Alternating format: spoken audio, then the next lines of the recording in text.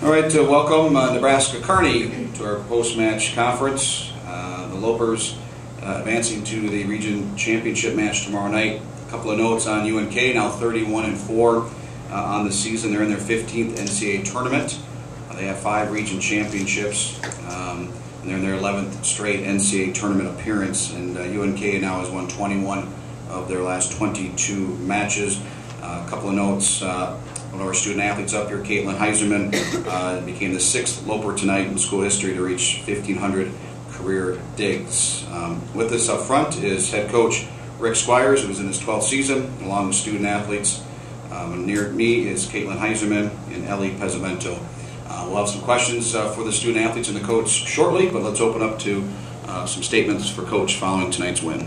Well, first of all, we congratulate Southwest Minnesota on an outstanding season and a great match. I mean, there were some stretches there that were some of the best volleyball I've seen in a long time, and I know they were playing in some adverse conditions tonight without Coach Culhane, and certainly our thoughts go out to him and for a speedy recovery. But we are very proud of our team for how they played and in a tough environment. Tremendous crowd, a lot of energy here, and made it very difficult for us at times. But we saw what we've seen a lot from our players this year, which is a lot of grit, toughness, and togetherness, and kind of this never quit attitude that we saw, I think, in Game 3 when we were almost able to climb over the mountain and get out of that big hole we were in. So we could not be more pleased with our players and for them for being able to move on to the regional final. All right, open up to questions. Just state your affiliation and name, and coach and student athletes speaking to the mic when questions are asked. Thanks. Joe Brown with the Marshall Independent. Coach, going into that third set, and obviously back and forth, especially through the end there, and how do you feel the momentum could have shifted if something happens where SMSU ends up winning that set with a bigger advantage than they did, or something doesn't? Because towards the end of that set, you guys are able to regain some of that momentum and kind of carry that over to Game 4. Well, it's really an interesting dynamic. I think at the time when we ended up losing by 2, I thought it might have been better to just lose by 10 because we had fought so hard, and then we had a couple of match points that we couldn't convert, and it was a big letdown, and I was very concerned about how we would be able to come out in Game 4, and could we deal with that, because we had the match right there in front of us and it got away. So I was most concerned about that at that point.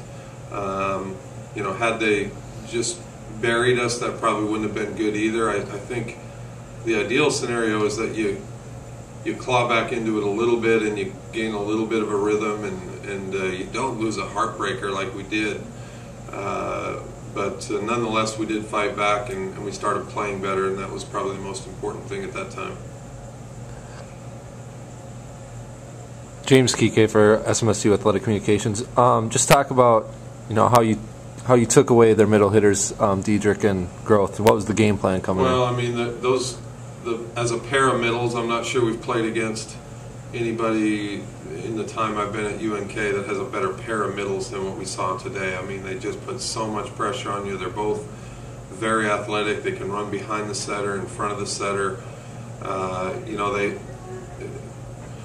I guess the beauty is in the simplicity of the way they try to play. I mean, they just try to be in system, run behind the setter with their middles, and just kind of impose their will on you. And so we thought, we had to commit to their middles. We had to get 2 blockers in front of them. We had to steal a few kills from them by digging the ball, which is kind of what Caitlin's specialty is. And just slow them down enough that if we played good offense ourselves, we'd have a chance to win. And obviously, it looks like I see we hit over 300. We weren't going to stop them, and we didn't. They still hit a pretty good efficiency, but we slowed them down just enough that our offense was able to get us through to the finish line. Ellie, talk about the block a little bit that you guys had tonight. Throughout most of the match, you can see, especially in the second and third set, trailing, mirroring Devin wherever they were going on the court, and to your guys' credit, come up with 12-team blocks, and a lot of those only one of them ended up being a solo block, so you had two girls going up on the line and taking out some of the better hitters in the NSIC, if not in the entire country. So we knew they were going to be really good, or the middles were going to be really good hitters. We knew we had to stay with them, and that we just had to get good touches on the ball, slow it down, help our defense out, and luckily we did that. And Caitlin, talk about a little bit just going off that same thing with some of the blocking, a lot of the defensive plays that the front was really able to give you guys and give you some easy and good opportunities to dig some balls out and start getting the pass and getting the system going for you guys.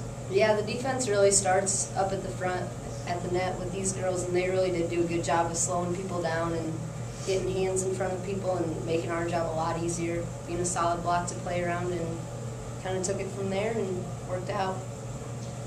And Ellie, with some of the serving that you guys were able to do, you guys were able to stay very aggressive with the serve and kind of push SMSU back and kind of take them out of their element a little bit, and talk about just kind of setting up the plays on the right foot, just getting that serving going and just kind of pushing back.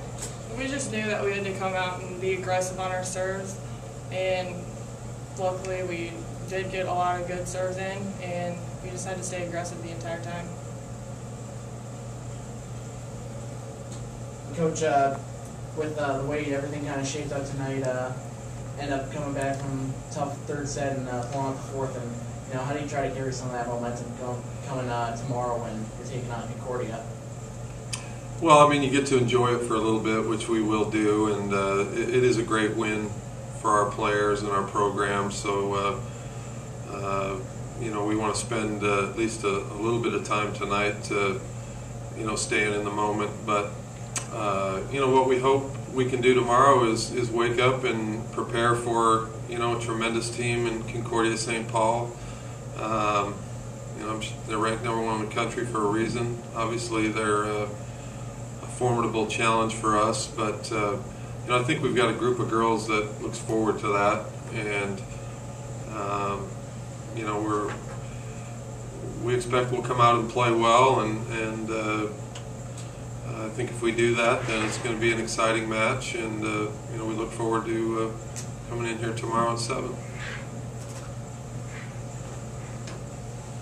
All right, any other questions? All right, thanks for coming. Congrats, guys.